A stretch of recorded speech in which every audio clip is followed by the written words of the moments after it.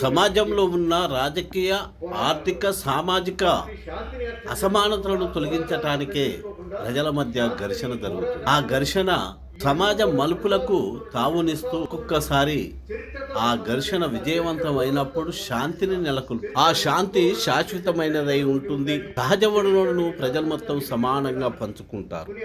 కానీ ఒక్కొక్కసారి సహజ వనరులు దోపిడీ చేసే వారితోటి కూడా మార్క్సిజం చర్చలు చేస్తుంది. ప్రజలు చైతన్యవంతమై లేనప్పుడు, చైతన్యమైన ప్రజలు విడిపోయి ఉన్నప్పుడు ఆ దోపిడీదారులతోటి కూడా మార్క్సిజం చర్చలు చేస్తుంది. అది ఇప్పుడు జరుగుతున్న చర్చలు కూడా అటువంటిగానే భావిస్తూ చర్చలను అనుమతించాలని విరసంపాని కోరుకుంటుంది.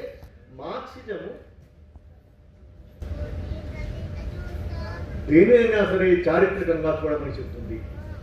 దేనినైనా విడివిడి వ్యక్తుల ప్రమేయంగా కాకుండా, వ్యక్తులు కూడా ఉంటారు, వ్యక్తి పాత్ర కూడా ఉంటుంది, కానీ చరిత్ర నడిచేది వ్యక్తుల ఆధారంగా కాకుండా వర్గాల సమూహాల మధ్య జరిగే వాటి మధ్య ఉండే సంబంధాలు, వాటి మధ్య జరిగే సంఘర్షణలో భాగంగా చరిత్ర కొనసాగుతుంది. కాబట్టి చరిత్రతో నిమిత్తం లేకుండా మనం శాంతిని గురించి, పోరాటాల గురించి, కాల్పుల విరమణ గురించి, ఆయుధాల గురించి, ఆయుధాల ప్రయోగం గురించి మాట్లాడడానికి వీల్లేదు అనేది చారిత్రక భౌతికవాదం లేకుంటే మార్క్సిజం చెప్పి అత్యంత మౌలికమైన చాలా ప్రాథమిక విషయం.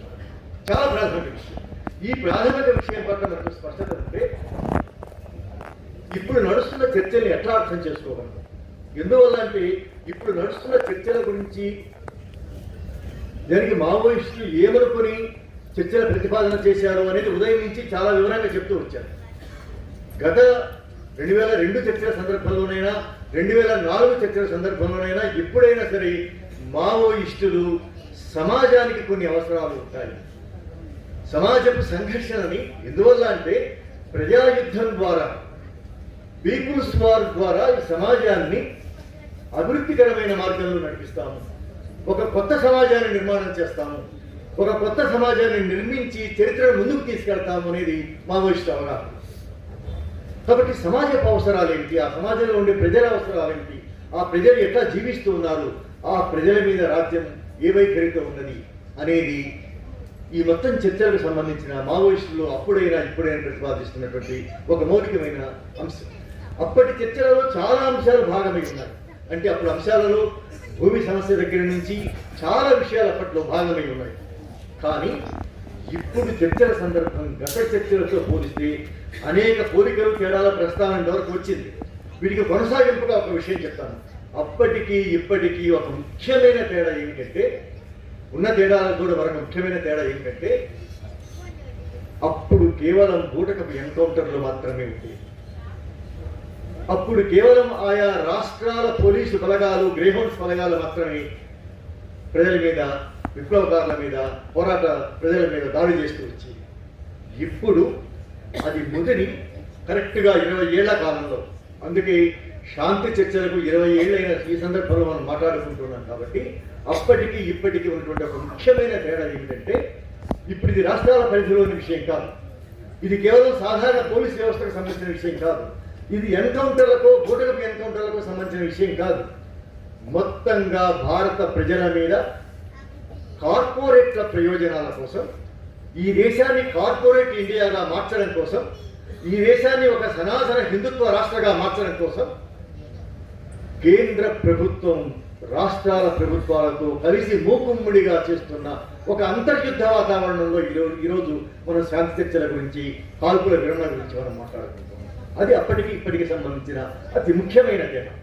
అంటే ఫాసిస్టులు రాజ్యాధికారంలోకి వచ్చి ఈ సమాజాన్ని ఫాసిస్టీకరించడమే కాకుండా, హైందవీకరించడం మాత్రమే కాకుండా, ఈ దేశానికి మొత్తానికి ఏ వ్యవస్థకైనా సరే మౌలికమైన ఆర్థిక రంగాన్ని కార్పొరేటైజ్ చేయడానికి, వేగవంతంగా చేయడానికి గత ప్రభుత్వాలు చేసిన దానికంటే అత్యంత వేగంగా, నిర్దాక్షిణ్యంగా, అమానవీయంగా ఈ దేశ ఆర్థిక వ్యవస్థను కార్పొరేటీకరించి హింసాత్మకంగా సమాజాన్ని మార్చి దానికి ఊతంగా సనాతన హిందుత్వ బ్రాహ్మణీయ భావజాలాన్ని దానికి ఊతంగా తీసుకొచ్చినటువంటి ఒక ప్రత్యేకమైన అంతర్యుద్ధ వాతావరణంలో ఈరోజు మావోయిస్టు పార్టీ ఈ అంతర్యుద్ధాన్ని దృష్టిలో పెట్టుకొని ఈ అంతర్యుద్ధం వల్ల పాలక వర్గాలు కార్పొరేట్ల ప్రయోజనాల కోసం, హిందుత్వ శక్తుల ప్రయోజనాల కోసం సాధారణ ప్రజలందరి మీద చేస్తున్న యుద్ధం ఏదైతే ఉందో ఈ యుద్ధాన్ని నిర్వహించడం కోసం మామూలుగా కమ్యూనిస్టులు మన పాత చరిత్ర మనం చూస్తాం.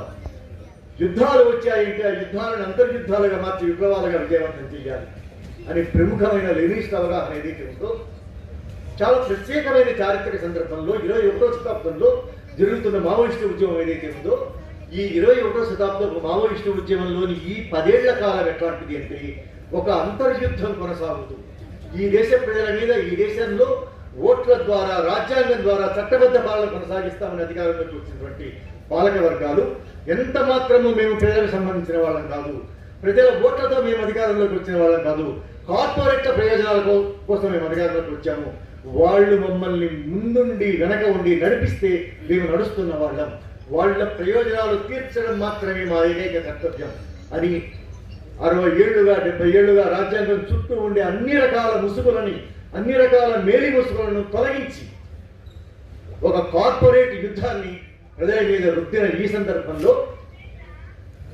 అమానుషమైన హింసాకాండ కొనసాగుతున్నది. కాబట్టి ఆ హింసాకాండని ఆపడం కోసం, ఆ హింసాకాండలో సాధారణ ప్రజల ప్రాణాలను కాపాడటం కోసం, సాధారణ ప్రజలు చనిపోకుండా వాళ్లకు జీవించే హక్కు ఉండటం కోసం విప్లవోద్యమం శాంతి చర్చల ప్రతిపాదన చేసింది.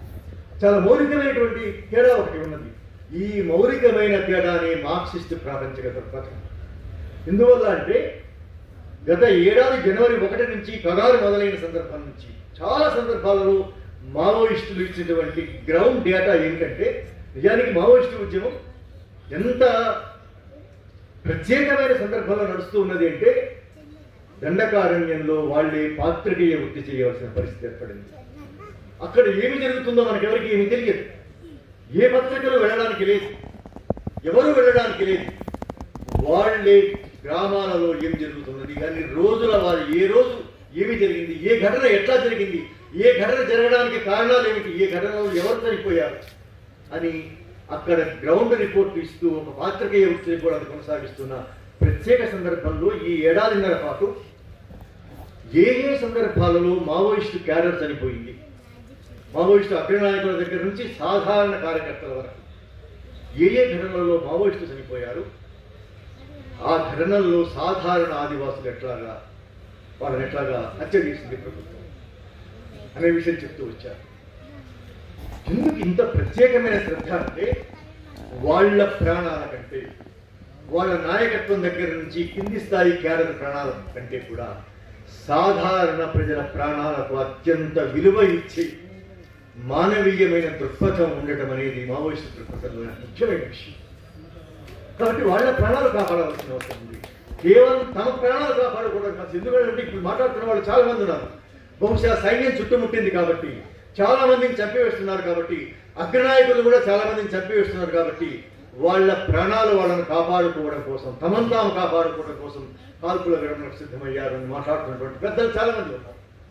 వాళ్ళందరికీ మనం చెప్పవలసి ఉన్నది, వాళ్ళ ప్రాణాలు కాపాడుకోవడం కోసం సీజ్ పేరు ప్రతిపాదన చేయలేదు. వాళ్ళు చాలా స్పష్టంగా చెప్పారు, దేశంలో రాజ్యాంగానికి అతీతంగా, రాజ్యాంగ విలువలు ఖాతరు చేయకుండా ఈ దేశంలో రాజ్యమే ప్రజల మీద యుద్ధం చేస్తున్న అంతర్యుద్ధ వాతావరణంలో దీన్ని నిరోధించడం కోసం, సాధారణ ప్రజల ప్రాణాలు కాపాడడం కోసం మేము సీజ్ ఫైర్కి సిద్ధమవుతున్నామని వాళ్ళు స్పష్టంగా చెప్పారు. ఇది మార్క్సిజంలోని లేదా మావోయిజంలోని అత్యంత మౌలికమైన మానవీయ భావన. విప్లవంలో ఎంత మానవీయ విలువలు ఉంటాయో ఆ విప్లవాన్ని సాధించే క్రమంలో పాలక వర్గాలు అత్యంత దుర్మార్గమైన యుద్ధానికి, అంతర్యుద్ధానికి పాల్పడ్డప్పుడు సాధారణ ప్రజల ప్రాణాలు కాపాడటం అనేది విప్లవకారులుగా తక్షణ కర్తవ్యంగా ముందుకు వచ్చింది. అందుకే వాళ్ళు శాంతి చర్చలకు సిద్ధమయ్యారు.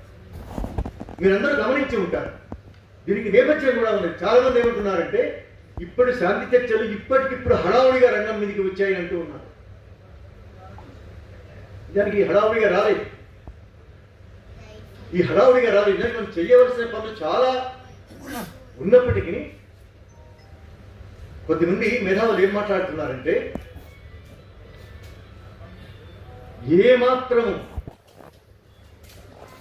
సిద్ధం కాకుండా కేవలం పీస్ డైలాగ్ కమిటీ ప్రతిపాదించినందువల్ల మావోయిస్ట్ పార్టీ సీజ్ ఫైర్కి సిద్ధమైంది అన్నవాళ్ళు కూడా ఉన్నారు.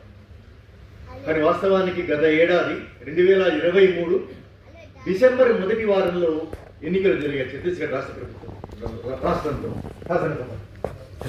రెండవ వారంలో ఫలితాలు వచ్చాయి.